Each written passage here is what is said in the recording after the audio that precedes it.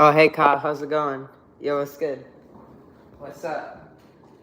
Yo, this is like your first stream in a minute, bro. I haven't seen you in a while. What's up? How's it going? Doing good? That's good. I'm just waiting for a couple more people to join right now. But we'll see. Just give me one moment. Be right back.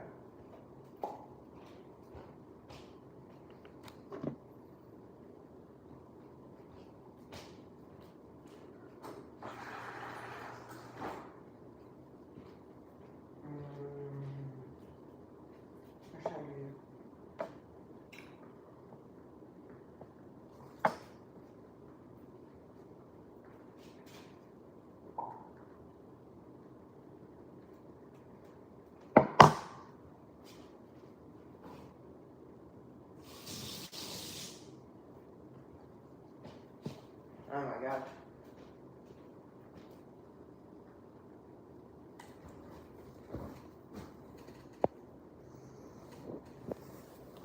Yo, what's good, bro? How's it going?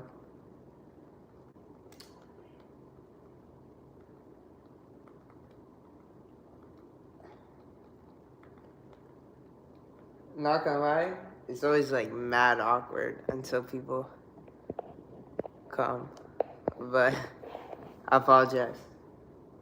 But you know, we'll see if people join. We'll see what's happening right now. Guess who finally got their powers? What do you mean by that, bro? Ready to go back to Mendez. Yeah, I saw he's back. He's back and ready.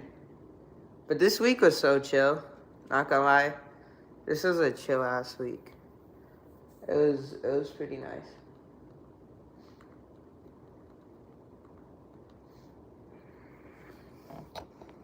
But yeah.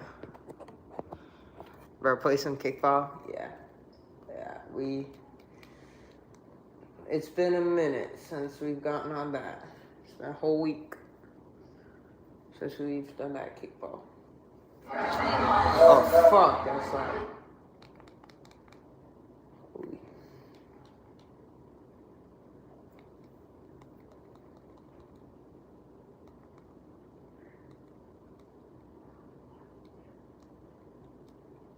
I'm just putting some ambiance right now.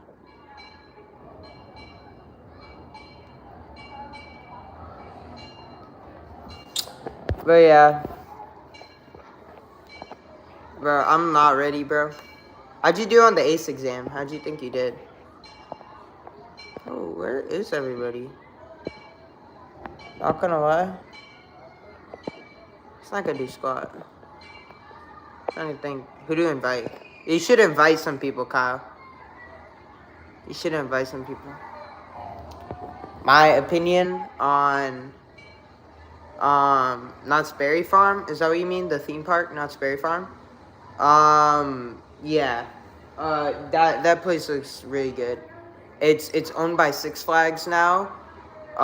Because it used to be owned by Cedar Fair, which is another one of the main like theme park groups in the US, but they merged together. So now Six Flags owns all their properties, which is like something like 60 parks, which is crazy. 60 parks, and there's no Six Flags in Florida, which is crazy. It seems like the place where you would have a Six Flags, but it doesn't. The closest one is in Six Flags over Georgia. But as for Knott's Berry Farm specifically, it looks like a very nice park. They have some very good roller coasters. One of them is Ghost Rider. It's a wooden coaster. Looks really good. It looks like a very intense ride. And then they have Hang Time, which is a dive coaster. Silver Bullet also looks good. So they got a lot of really cool coasters. That's funny. It's a California park. This is another California park. This is a SoCal park. South California. But yeah, so they have some really cool themed areas. It's very charming. It rides the line between being an amusement park and a theme park. So they have some really cool themed experiences in addition to the roller coasters, including like a whole like Western ghost town area And you have like a boardwalk, a Mexican village. Of course, really good food. It's Knott's Berry Farm. They have the Knott's Berry Farm cookies in Ross, actually. I don't know if you... I used to always get them in Ross before I was even a coaster enthusiast, before like I actually knew it was a theme park. And they have like all these different flavors, like boysenberry and stuff. Just looks like it's insane theme park. And they also have like one of the best haunt events in the world. Not Scary Farm. Looks insane. It's like a Horror Nights level event. But yeah, it looks really good. Really solid lineup of coasters and really cool themed experiences. Bruh, 67. Bro, are we still dragging that? 60 plus 7. I'll let you guys do the math. Dude, where is everybody? But I swear, usually people have joined by now. But like, bro, this is the cons of not being famous, I guess. But I'm trying. Fudge. Yeah, this is Disneyland in California. Yeah, bro. It is kind of quiet. Fudge. Who can I enjoy? Who can I send to join is the question. Can you send the stream to a bunch of people, Kyle? If you feel... Oh, hello. Is that Natalie? Hello, what's up? How's it going? At least we got a second person in here. That's always good. But I had a couple things I wanted to talk about in tonight's stream. But I guess we could kind of get things started. Even though it's just YouTube. Yo, sorry, my cat is trying to take my water. But I don't know who to... But I swear to God, I have like nobody in my, I have like no contacts, basically. Yo, can you get down? Freaking cat. I'll show you guys my cat. Ow. Fudge. Don't scratch me. Bro, all these freaking papers. Yo. Oh my gosh. Shut up. Oh, his claws are out right now. Say hi. His name's Slate. We have 3 cats. Oh, fudge. He's just descending. You can't see, but underneath the table. He just went like to one of the bar stools underneath the table. I look, he got a nice setup here with the couch stuff. But you know, so like he's a really good cat. Bro, these cats are so freaking intelligent. Like he knows how to open unlocked doors. Like deadass, he knows how to jump up and open doors. So that's really bad because he can just like get anywhere anytime he wants. But he's also like super disobedient. But he's fun though. Like he kind of matches my energy out of the 3 cats, so it kind of makes sense that he's mine. But you know, we do have the 3 cats. One of them's like the family cat, one of them is my sister's, and one of them's mine. So I guess that means later in life, all 3 of them are going to be split up. Because, you know, that would kind of make sense. One goes with my sister, one goes with me, and one stays with the family. But they're good cats. Because one of them's... It's so crazy how versatile cats can be. Like, obviously, this is a coaster channel. But, like, cats... Like, the one cat is so shy and never sees the light of day. Because they're always under the bed. The one cat is like a dog. Like, he's so crazy. Who's my cat. And then the one cat is just a chill, normal cat. It's so crazy how different they can be. Yeah, so as for the lizards, Kyle, I used to have the 3. The 2 smaller ones, I still have the 2 geckos.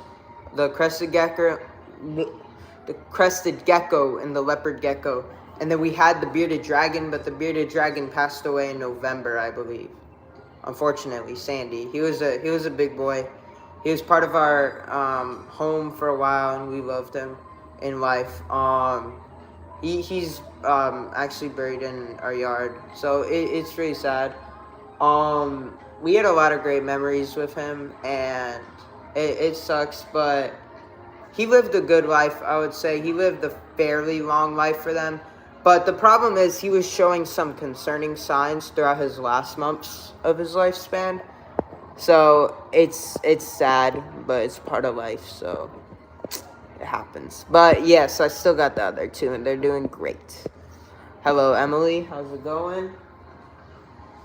So yeah, I mean that's the state of things with the lizards. You know, it happens. It's a circle of life. But I'm still proud of my other pets. I want a dog. I would love like a German Shepherd or something. I think that would be sick. But we can't because of these freak out cats. Yeah, I appreciate it. You don't gotta apologize though. Um, yeah, it was. Wow, that kind of.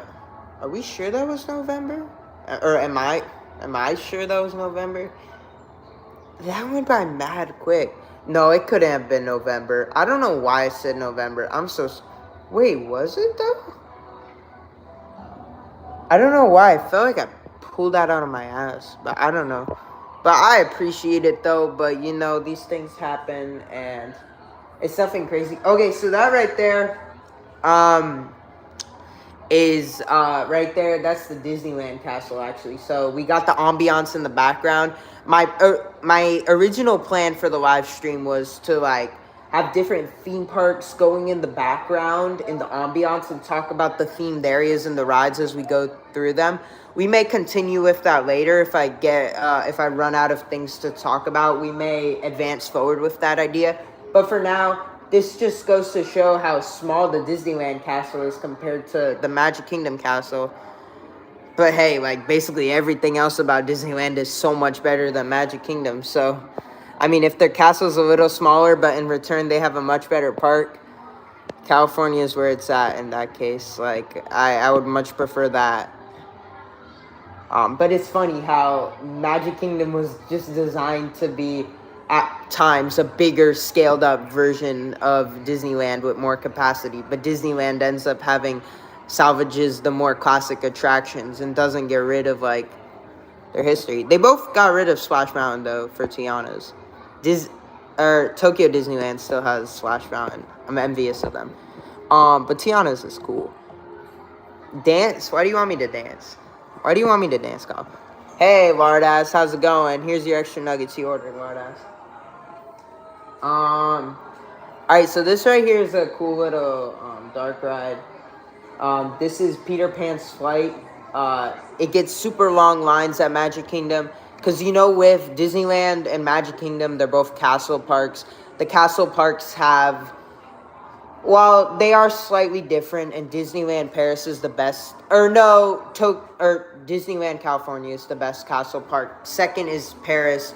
Third is Tokyo. Fourth is Magic Kingdom. Magic Kingdom is the worst of the 4 castle parks worldwide.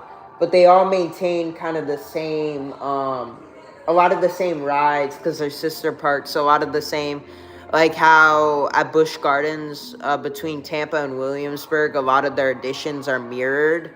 It's even more mirrored at these parks. Like how at Busch Gardens, like when one park got Montu, the other got Alpengeist, and they're both B&M inverts. Their additions are pretty much mirrored. So, like, all the castle parks are going to maintain the same rhythm for the most part, but, like, slight differences that make each of them better.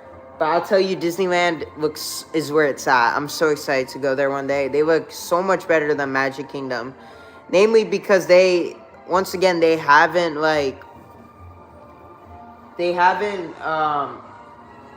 gotten rid of the classics. Like, they've been more nostalgic in a way, where just because everything's not like, I guess, like super fresh or modern, that doesn't mean you need to get rid of it. And they got some awesome rides there. They got Galaxy's Edge in that park, which we have Star Wars Galaxy's Edge at Hollywood Studios. Oh, we gotta talk about Galaxy's Edge in a little bit.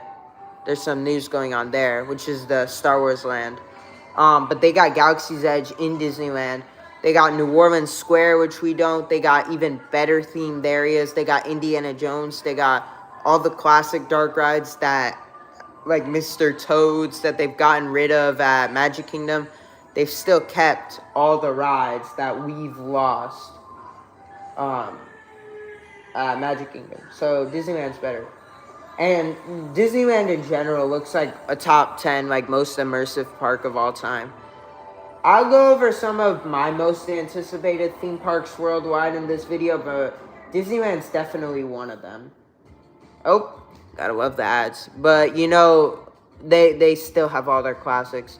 And it's just a more charming, more cohesive, more just beautiful park than Magic Kingdom. I think they just give a lot more love and attention to Disneyland as of recently. Or California in general. Well, California Adventure, which is the second gate to the Disneyland, we have 4 gates. We have Epcot, Animal Kingdom, Magic Kingdom, and Hollywood Studios. But all the other Disney resorts worldwide only have 2 gates, which is crazy. And then also Universal. Oh shoot! I think something happened. Never mind. Sorry, I accidentally pulled up the Uber Eats app for whatever reason. But Universal Orlando is also the Universal Resort with the most gates worldwide. They have the 3 parks at Universal Orlando. And the other Universal gates are pretty much 1 park for each of them. Yeah, 1 park at all the other Universal gates. It's just you go to the 1 park. And most of them have City Walk. That's crazy. If you guys have questions, feel free to put questions. Don't be scared to ask. But yeah, see, we don't have Snow White and stuff still at Magic Kingdom. They're not afraid to be nostalgic and keeps their legacy alive. My gosh, this is an amazing park. Once again, we got the ambiance. I like this setup. I mean, I pretty much do this right now. My parents are on a date night, so I pretty much do this when I have the house to myself. So, you know, pretty much every Friday night, you know, this is where it's at. This is where you guys can come and chill and enjoy partaking in our adventures here. But I will once again put some of my favorite theme parks in the little ambiance we have in the background, so you guys can kind of get a tour of each of my favorite theme parks, and I can show you what there is to love about some of the... Look at this classic quintessential dark ride. You just don't get rides like this anymore. But to be fair, I'm not complaining about whatchamacallit, the modern marvels we're getting at these parks, like Monsters Unchained. Friggin' technologically freaking out of this world. Monsters Unchained is so beautiful. Oh my gosh. Have you just been spamming the... I haven't even checked the chat. You just been spamming the chat with your shenanigans. Welcome to Poop World, buddy. You guys know. If you know, you know. That's a great theme park. It's definitely on this list. This is the best theme park out there. Legoland Galactic Coaster. Let's talk about it. So it's an art engineering family coaster at both Legoland, Florida and California.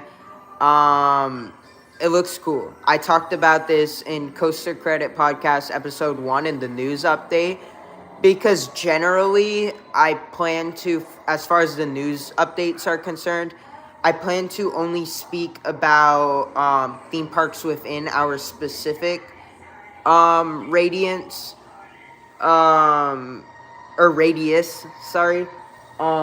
like, you know, Disney, Universal, SeaWorld, but I am willing to expand in the news segments if noteworthy information happens at parks elsewhere. So that's why I made that exception for the first episode of Coaster Credit to talk about Legoland, okay? So, yeah, so I talked about Galactic Coaster there. I think it's a great looking addition. They've done some really cool thematic work. First animatronic at Legoland in the pre-show for that attraction. They brought back the element from Test Track at Epcot that we lost when it was being switched to 3.0. If you don't know, 2.0 Test Track before they refurbished it, and it's a lot better now. You used to be able to make your car. It's a car simulator, like slot car style dark ride that goes really fast. It's really cool, but 2.0 thematically was a shell of what it could be. 1.0, I never got to do 1.0 because that was ages ago, but that always looked to be the best one. But 3.0 is miles ahead of what 2.0 was. But they did, for 3.0, take away the aspect of in the pre-show, you get to build your car for the ride and you like test it or whatever. But that has been salvaged in a way for Galactic Coaster because they do have a pre-show. Obviously Disney, Legoland, different companies, but like the concept is still salvaged in a way. Because you do get to build your rocket ship. So it looks really cool. I'm proud of them. I think they pulled off a heck of a roller coaster. Some people are even going as far as to like slightly compare it to Guardians, which is just crazy. Why do I still have my Christmas tree? Oh yeah, that's my mom's little initiative. So, my mom is a very crafty person, for those of you who are unfamiliar with her.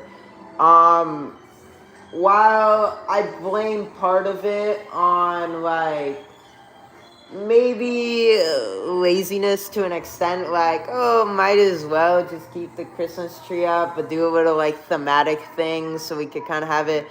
At this point, like, I was joking about it with my mom the other night, like, at this point, it's just gonna be there year-round, because what she's done is she did, like, a Valentine's tree. She found this idea online, like, to switch the Christmas tree to a Valentine's tree, and now it's an Easter, so it's all Easter decorations.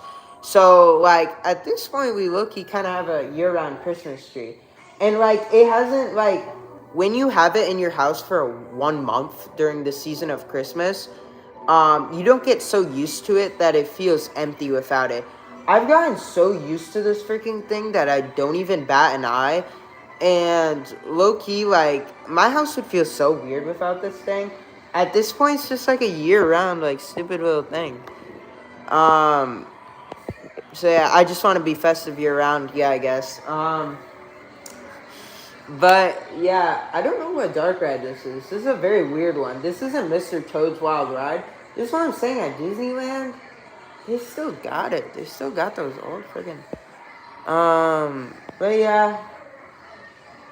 I blame... Oh, this may be Mr. Toad's. Oh, no, that's Pinocchio's. That's Pinocchio's.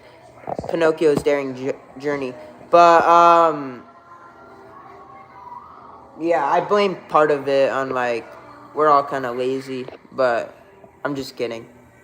But it was a cool idea, and I'm proud of my mom for, you know, having that little idea. First time in a while you've been late to the stream, Sam. What are we doing? What are we doing?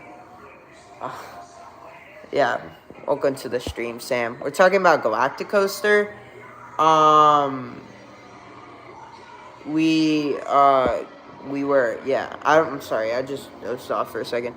We were, but we could talk about it more if you'd like. Spark up a conversation, if you will. As for updates and stuff, I kind of have some stuff I want to touch on during the stream, but once again, that's kind of what the Coaster Credit podcast is for, so I'm trying to figure out things I can do for the streams that I don't do in the podcast, if that makes sense. So I always thought this was a cool idea, where I have the ambiance in the background and we talk about the rides in my favorite parks in the background, or my most anticipated parks worldwide as we go through them. I always thought that was a cool idea.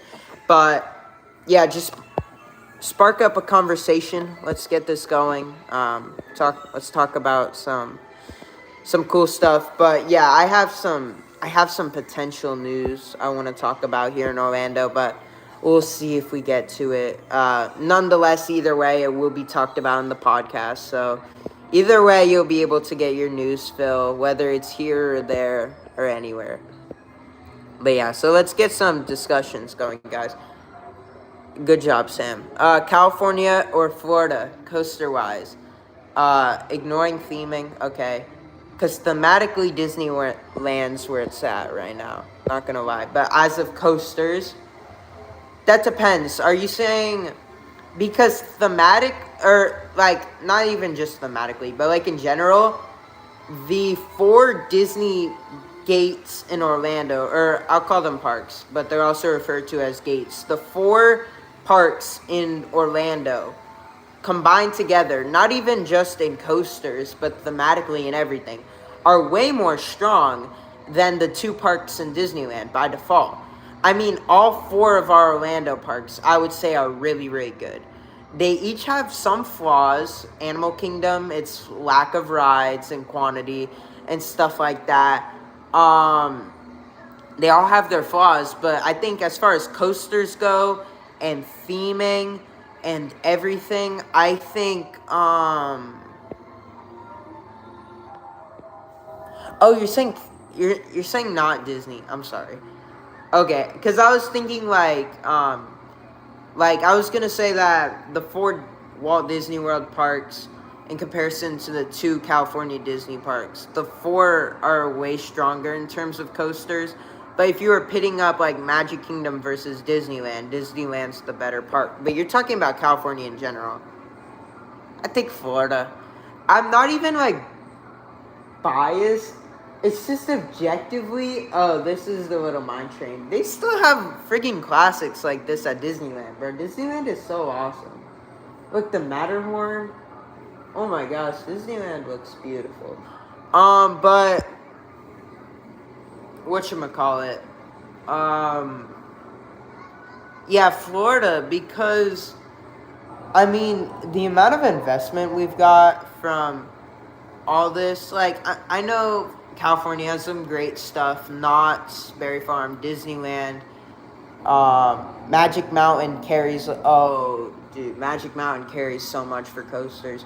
Discovery Kingdom, California's Great America, solid. That park's leaving, or it's been rumored to be leaving for a while. But I have a feeling that park's gonna be like a Six Flags America situation, which was devastating. But losing CGA before even going, perhaps losing Gold Striker, the GCI there, dude, that's sad to think about. That there's a chance I may never get to do some of the rides there. When parks and these rides leave, don't get me started about ride closures. It's the saddest thing. But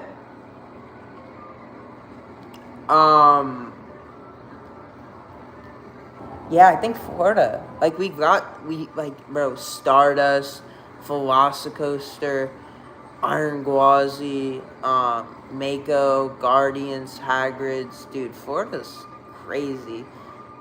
You're saying not thematically. Obviously, thematically, Florida's where it's at. But you've got some cool thematic stuff in California. Oh, Disneyland. Oh, they are getting Hollywood Drift in California. But we're also getting Hollywood Drift. So I say Florida. I may be a little biased, but, bro, Florida is so good as far as everything. You're back? You're back, baby. Let's go. Oh, hey, Aiden. How's it going? Aiden's Fun Channel. That's a whimsical name. Thoughts of Epic Universe plan from Rope Trop. Okay, here's the thing. So, I assume probably not a hotel guest, right? Because, I mean, we're local. You could still stay on the, you could still stay at a Universal hotel, obviously, but, like, I assume you're not because, like, we're local, so we don't need to. But I assume you're just going for the day. So that wouldn't give you the early access in comparison to the hotel guests. But what you still can do is, so say the park opens at 9, then the early admission is 1 hour early at 8. But you can still get in the park at 8. In fact, anyone can get in the park at 8.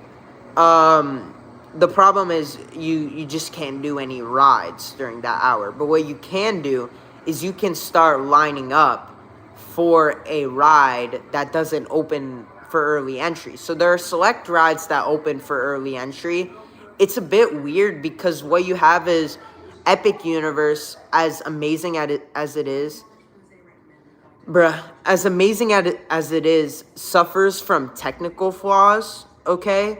So not all the rides may be up and ready for early entry. So they kind of, typically they have Nintendo World and Stardust Racers open for early entry, but it could also be Dark Universe and How to Train Your Dragon, depending on like if Donkey Kong or Mario Kart isn't ready with the park. They're like, okay, let's compensate, let's give you more options. But the thing is, coincidentally, the first or second maybe most popular ride in the park is never open for early entry. This is the only ride in the park that I don't think has ever been open for early entry on specific days. It just never happens. That's Harry Potter and the Battle at the Ministry. It will never be open for early entry. Once again, the others are variable. Some, like Monsters Unchained, doesn't always open for early entry, but it can happen if on a select day they're trying to compensate for the ride delays or whatever. So the Battle at the Ministry it's the only ride I've never seen being open for early entry. So what you do, if early entry opens at 8, all the people are going to the rides that they can get in 1 hour early. Like everyone's going to like Mario Kart and stuff. But if you have general admission, you go to Battle at the Ministry and you start lining up 1 hour early, and then you get in super early, because every single person at Epic that day can get in 8. It's just if you don't have early entry, they're not gonna let you in the rides that open at 8. But you can still get in the line for Battle at the Ministry.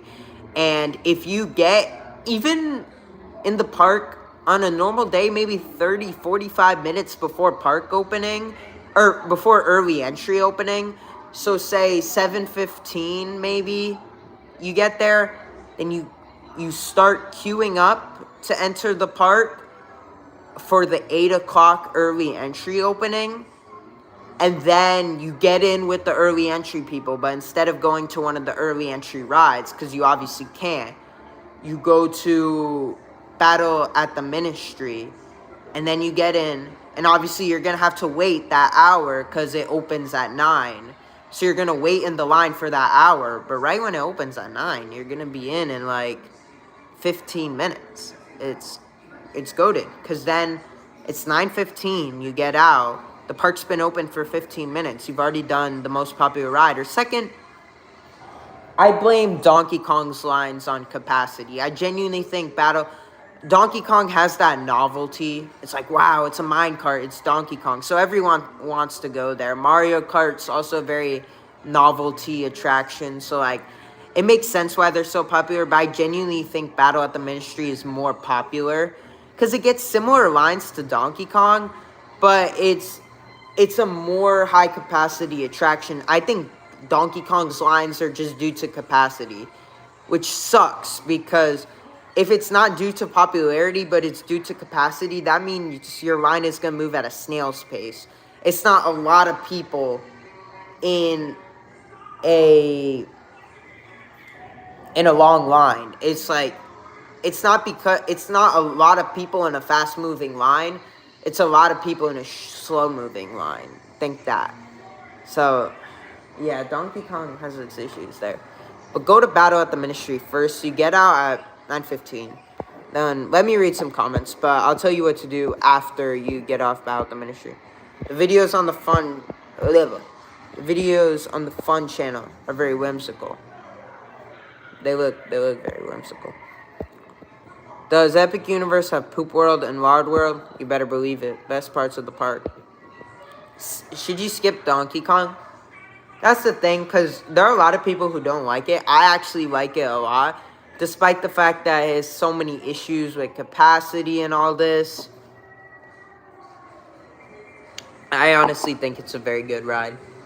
It's short and it's janky and it's super rough, like insanely, but it's not like mind blower rough where it's uncomfortable. It's like rough where it adds to it. I don't know how to explain it. It's not uncomfortable.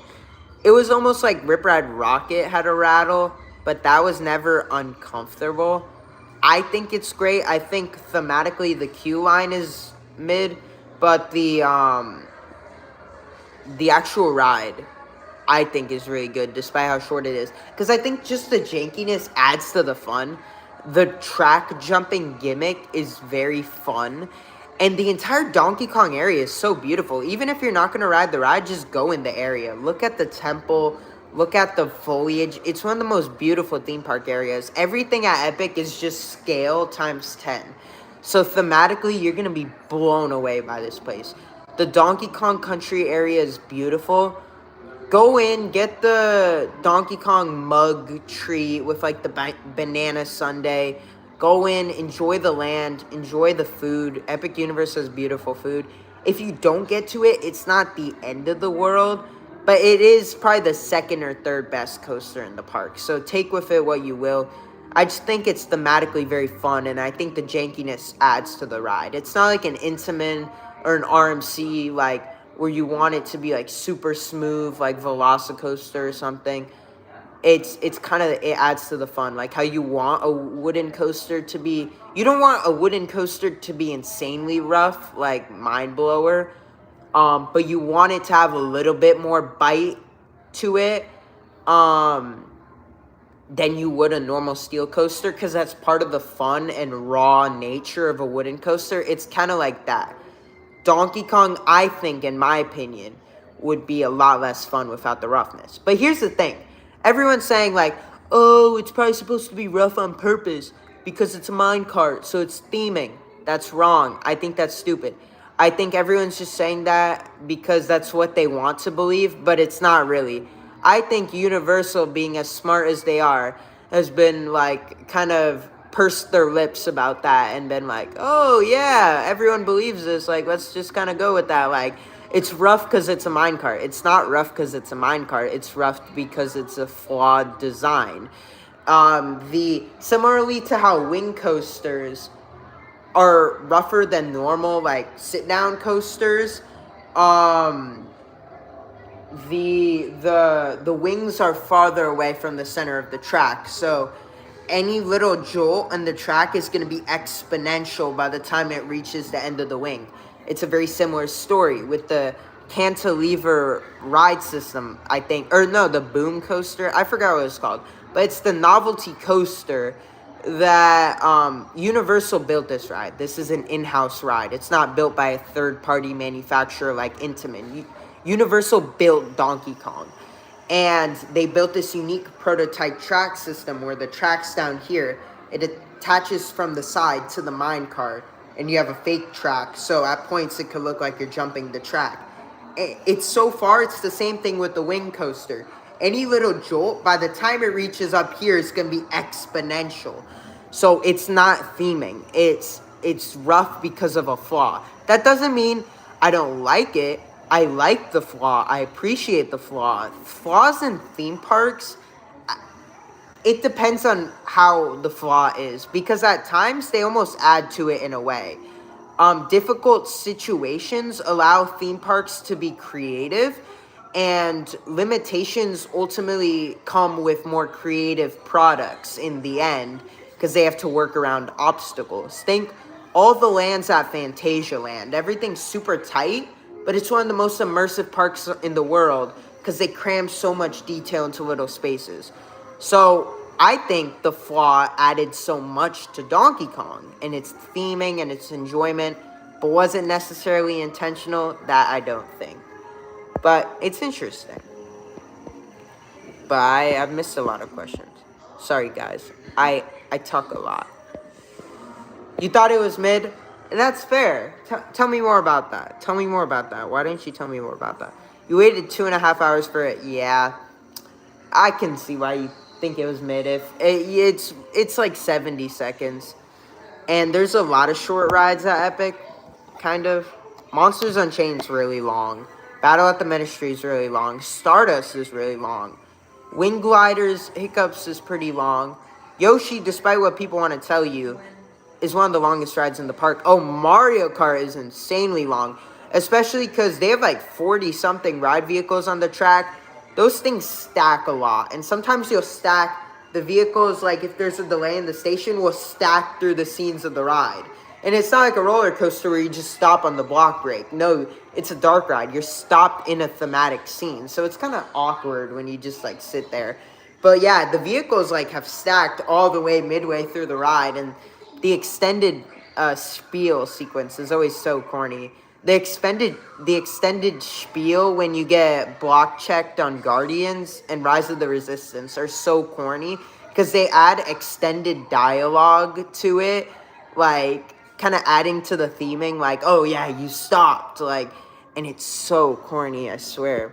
But I mean, it's better than nothing thematically, but I can see why you don't like it. There's some issues there. You didn't get to ride it. Yeah, oh yeah, you went with me. I'm sorry, bro. I'm like kind of tired. I keep like dozing off midway through sentences. Does that happen to you guys? Comment. If you're in a situation where you're riding Donkey Kong or another ride, Monsters of Stardust, you would ride Monsters again. Yeah, that's fair. Those are some of the most goated rides out there. Yeah, I really, yeah, that's so valid. But Donkey Kong's fun, though. We can't bash on it too much. I think it's a solid ride. But, you know, it's fair. I get it. But, Donkey Kong's a fun little roller coaster. I think it's pretty solid. But that's very, very valid. Especially when Stardust and Monsters are some of the best rides out there. I'm going to go refill my water. Let me know if you guys have more questions. This is good. This is going good right now.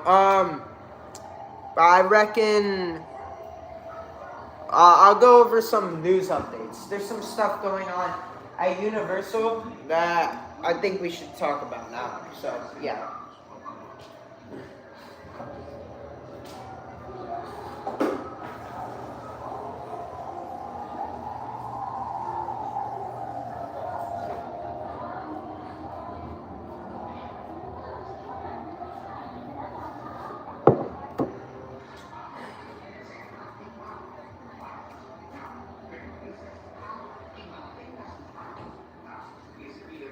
Alright, yeah. So, I want to talk, and let me know what you guys think of this in the comments. So whatchamacallit, at City Walk, we got some stuff going on. So, Epic Universe Preview Center is gone. I talked about that in the podcast. It's gone. It's been there for a while. This is probably like going on like over 2 years now. It's been there. That's crazy. Time flies. I remember when I went there for the first time. It's great. It's a regular stop of mine. The model is beautiful. It's $1 million model. That just shows you the budget of Universal, that they can put $1 million in a model. That's like 1/30th. I'm sorry, my cats are brawling right now. It's like 1/30th of the budget of a roller coaster, which 1/30th, that kind of sounds small, but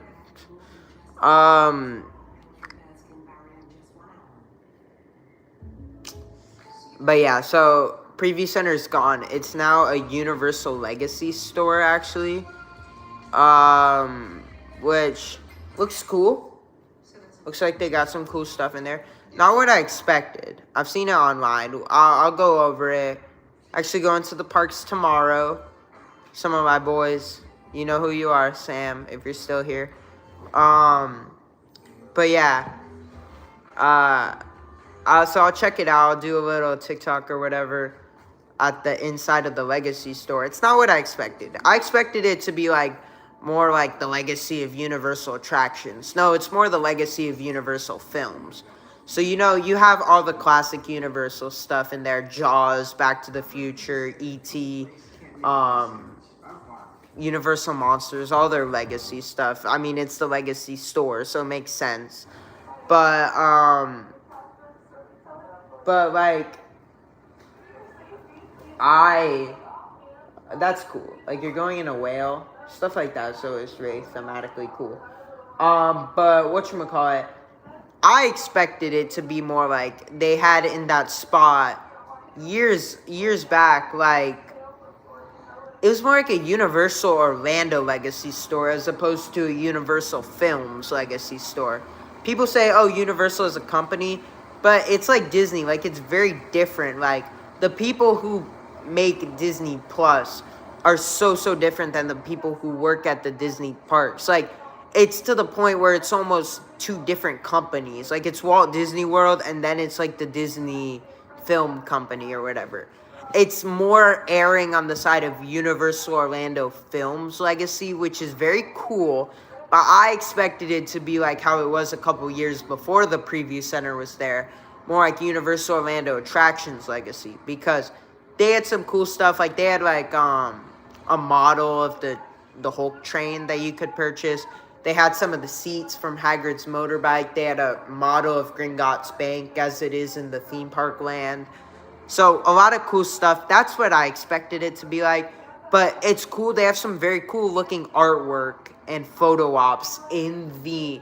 It's a very unique artwork style, I will say, they went for. And I think the colors and everything, it looks like a very cool, unique little shop. I will say that. Is part of me sad because I think, like, the preview center was the coolest, like, shop out there? Yes, when Universal makes a themed shop, they go all out. I mean, don't get me started on the HHN tribute stores up until last year, because it's kind of buns now. Because the tribute store was always in the extensive Mummy extended queue, which is great.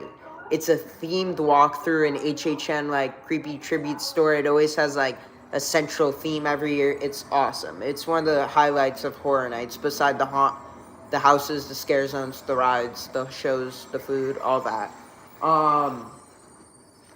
But as of last year, it was buns, if I'm gonna be quite blunt with you.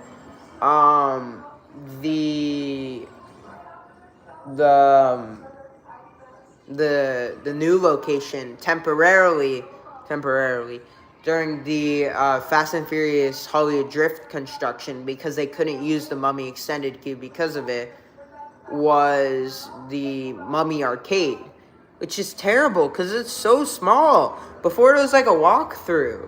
Now it's just a store. Like, the tribute store is not a store, it's a walkthrough. As ironic as that sounds, okay? And thematically, it was just a show of its former self in past years. It was really sad, the state of the tribute store last year, especially since we've had years with the tribute store. I remember 2023, my first year at Horror Nights. What a great first impression, thematically. Like, you walked into a comic book, and it was like a noir, like, creepy comic book. It was awesome. And, like, there were pages everywhere, and it was like a walkthrough. Last year was a store. Sure, it was well-themed, because it's always well-themed, but it was a store. I don't like that. Why couldn't they do it on literally the other end of the park, completely away from Hollywood Drift construction, in the Hollywood section, which it's ironic that Hollywood Drift is called that, and it's in the New York section, but that's another fiasco. It's kind of stupid, though. Like, a lot of people are, like, hating on Universal, like, why is it called Hollywood Drift? It's in New York. Like, shut up, bro. But the tribute store fiasco is genuinely worth criticizing. Not the Fast and Furious name, but this is actually a bit of a genuine dilemma, as much as I love the company and their theme park products. It could have easily been in the Hollywood location where you had the Jurassic Park tribute store a couple years back, where you always have the Mardi Gras tribute store, the, like, walkthrough or whatever.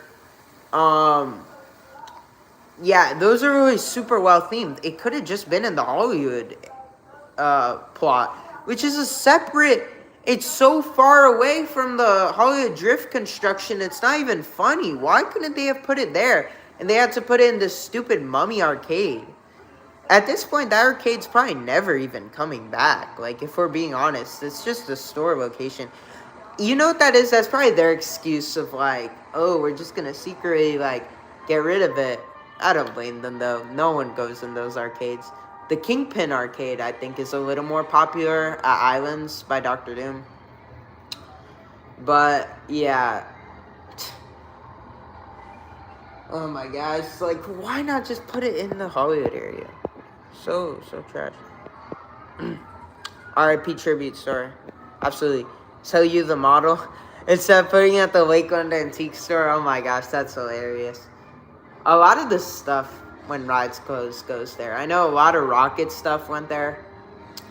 Probably a lot of dinosaur stuff. But I was thinking about that the other night. Like, I'm not gonna go too in depth about it, but how I'm low-key still am kind of sad about dinosaur.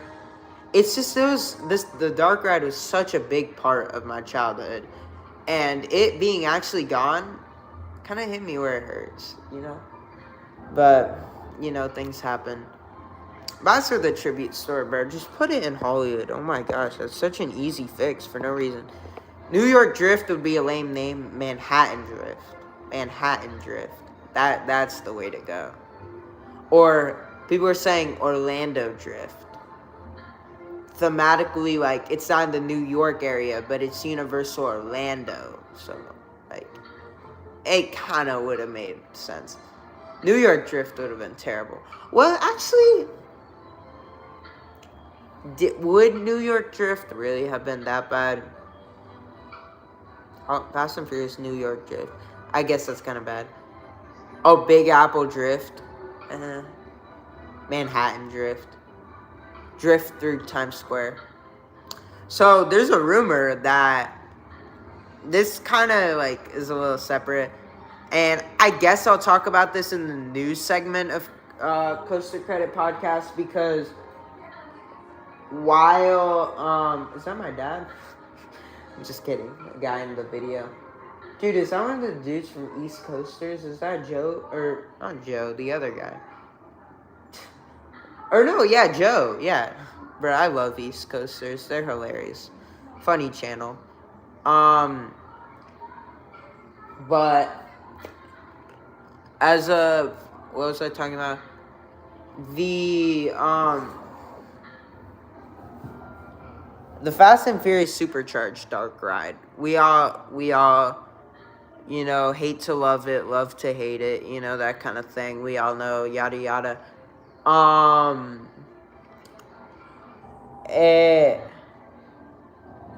It's closing obviously next year. We don't have a date yet, but you know, that will be speculated further until we get an official date, which, you know, as of when that comes, will obviously be talked about on the Coaster Credit Podcast. But I have expanded the Coaster Credit Podcast beyond simply like concrete news, and I've expanded it. Like, it's the news segment.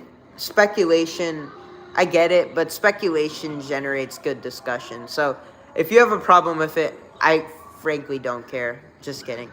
But in the news segment, we will not only be talking about concrete news. We are also going to be leaving room for speculation, because once again, it generates good discussion.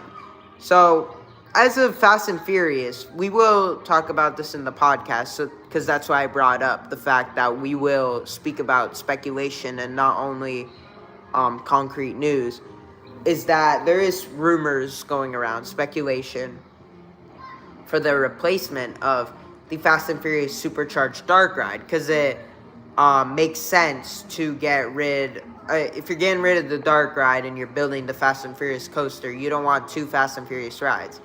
It just makes sense. And this is going to be, I love that Universal is such a good company. They're listening to their fans, and they're fixing their mistakes. Fast and Furious Supercharged never did the films justice. They're fast, they're furious. They're not a party bus simulator dark ride. Having an actual fast ride just makes so much sense for that franchise. It just makes so much sense. I'm glad they're working to make studios a much better park.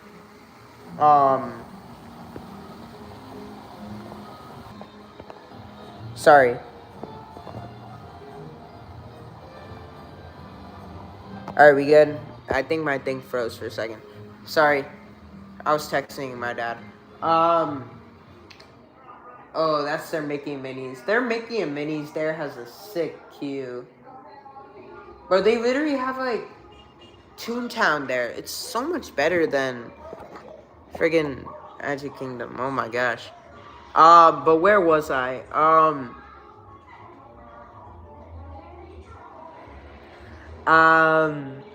So, where was I?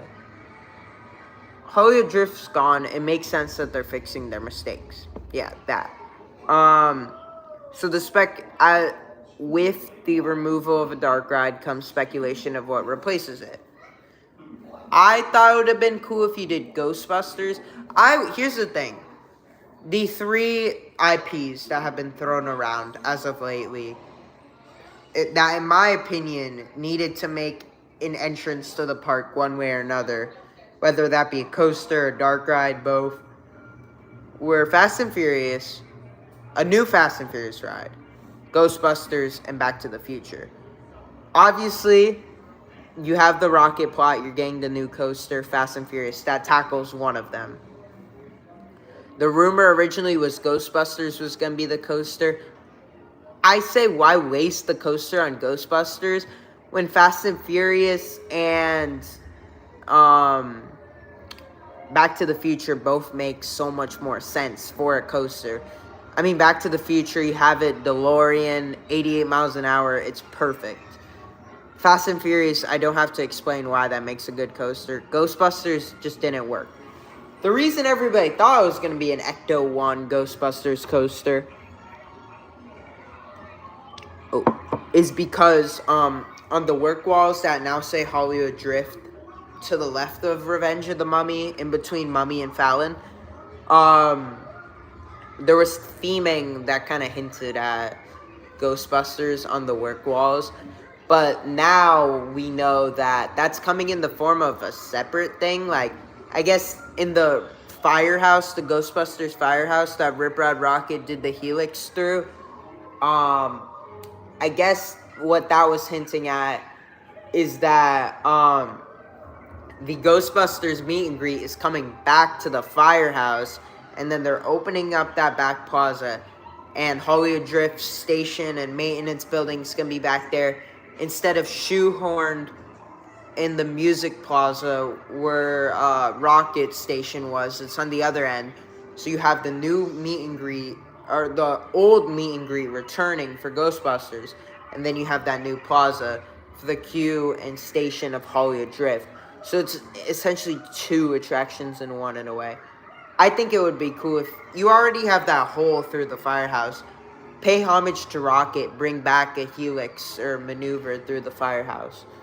But anyways, where was I? So, I wanted Fast and Furious and Ghostbusters and Back to the Future in the park one way or another. I thought, okay, if you're going for Fast and Furious, Ghostbusters makes more sense of a dark ride than anything. A shooting dark ride, it's not a coaster IP. It's a dark ride IP. Which there's nothing wrong with that, but you just got to know what you're working with. And I thought, okay, if we're getting rid of Fast and Furious, Back to the Future is a roller coaster IP, but it could also work as a dark ride IP. I just think the 88 miles an hour aspect is just too good to be true, if that makes sense. Oh, wow, we're about to hit 1 hour. We'll start wrapping up in a couple minutes. But as of what I was saying, stupid stutter, the Ghostbusters works as a dark ride IP, and I think if you have that Fast and Furious show building, right, and you're getting rid of Fast and Furious, you put, that's a show building for a dark ride, you put Ghostbusters dark ride in there, 2 out of the 3 IPs that I wanted in the park are back in the park. The problem is, are you really going to build another thrill coaster in another area of the park to get in that third IP that I so desperately want? No. And I don't want a Back to the Future dark ride. I want a Back to the Future ride. Oh, yeah. The old Back to the Future simulator was a dark ride. So it can work very well. Because I never got to do it. It was where The Simpsons is now. But I heard it was a beautiful ride in its heyday. So I guess that could work. I just, once again, love the 88-mile-an-hour aspect of a coaster. I think that works very well. So I think, beautiful trackless dark ride, by the way, Mickey and Minnie's. I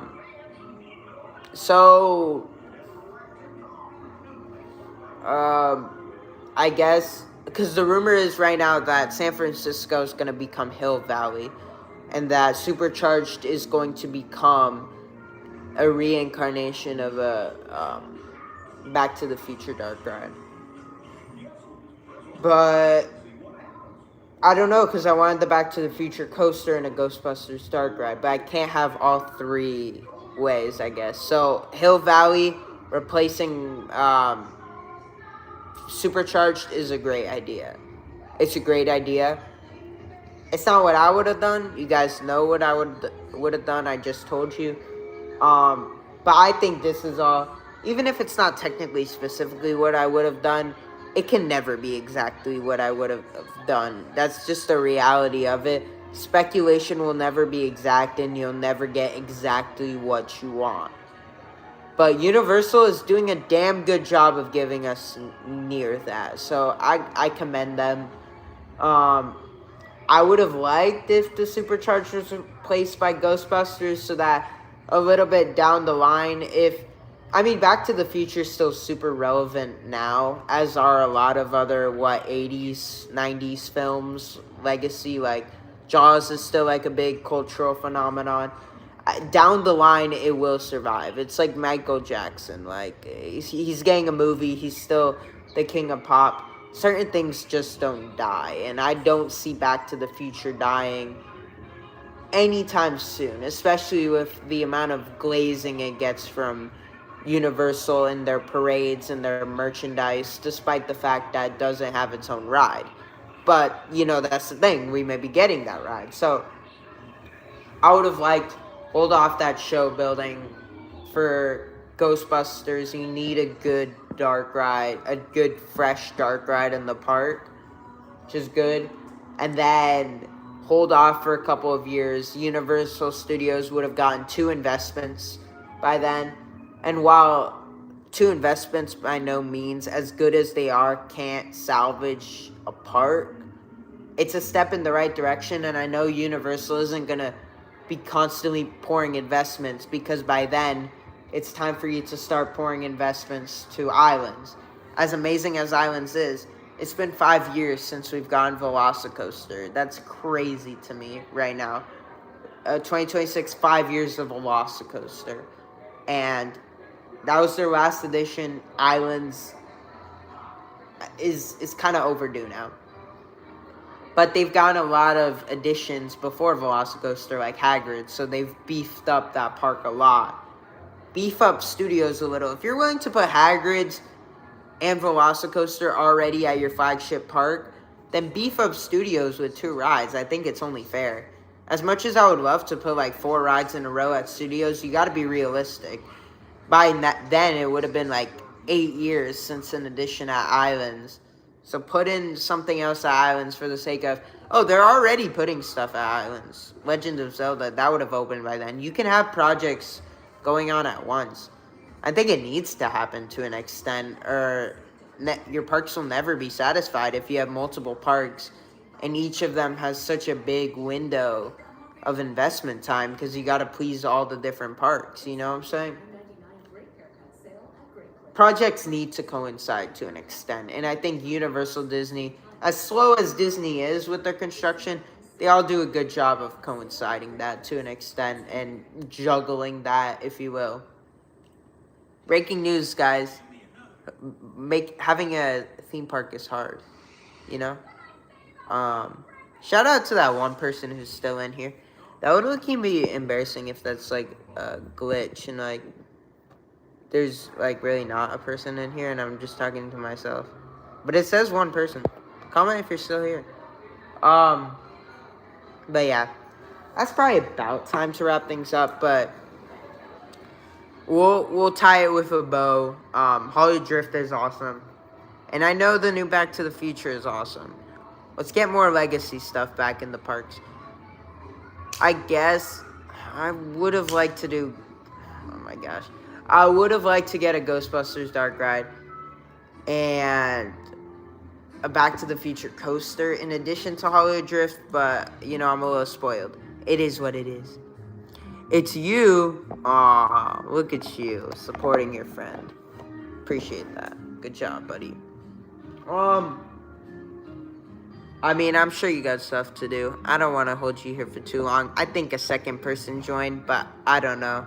I don't want to waste too much of your guys' time. And this is an adequately long stream, so, you know, my throat's getting a little sore. I think it makes sense to just about start wrapping it up. But get some legacy Universal stuff back in that park. Get Jaws back in.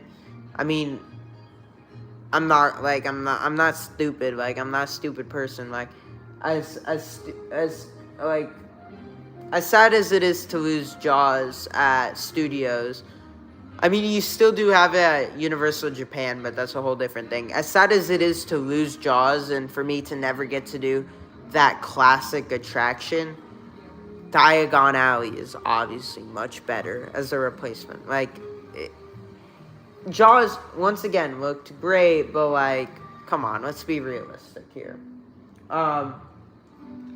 There's still so much left to talk about, and you guys know me. I could talk about for days about these parks, and it's all I do talk about, and I appreciate you, amazing people, for indulging my nonsense on the day-to-day. But yeah, I mean, there's so much spinning through my head, and there's so many things I could talk about at Disney and different things going on in other parks. I haven't even touched my coaster trip this summer, my amazing, beautiful coaster trip. But rest assured, it'll all be covered soon, and we'll have some great content throughout the rest of the year. And I think that just about puts a bow on it. But yeah, Studios, get some legacy stuff back there. And yeah, that's about it. I really appreciate you guys. Once again, we'll have more stuff, more coaster vlogs, more stuff about what's relevant, talking about Disney, their editions, Universal, their editions, and everything in between, the good, the bad, the ugly, my raw, uncut feelings, as much as I love to glaze these parks, so that one day, hopefully, I'll get, you know, a shout out or something, because I love them so much.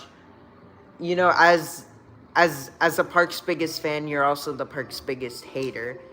And these parks, islands, even like Epcot and stuff, like they've held such a high bar in terms of additions and quality that you kind of got to hold them to that standard. And when they put out less quality products, you got to kind of be firm with it, because these aren't rinky-dink amusement parks, right? These are compelling, high-budget, expensive parks to get into, and when you're paying that dollar-to-dollar price, you have to hold them to that standard. You have to hold them accountable. So when you have places like these that are so well-themed and so high quality, you just need to hold them to that standard, and you need to be, as a ride critic, a theme park critic, you're gonna need to be a little tough on them, you know, because once again, as their biggest fan, you're also got to be their biggest hater, and you gotta hold them to that standard. You know what I'm saying? Because you expect so highly of them, and it's a compliment more than anything. With anything in life, you know, that's how it goes. It's just how it goes. So yeah, that puts a bow on it. Thank you guys so much for joining. I really appreciate it. Thank you guys so much for putting up with me and my theme park nonsense. This will be a great year. We're doing some crazy stuff. We're going to be reviewing a bunch of theme parks, making great videos, making videos you may not even expect. The other night, I filmed a Jeopardy. I made a theme park Jeopardy and did it for my parents, and they did pretty good, actually. So, gotta love that participation from my folks. So, yeah, they do a great job. Everybody's great. You're all great. Love you guys. Gotta love the stickers, Caden. Cool, Caden. That was a pretty good length first stream. So, we'll see you guys. I really appreciate it. Bye, guys. That's it. See ya.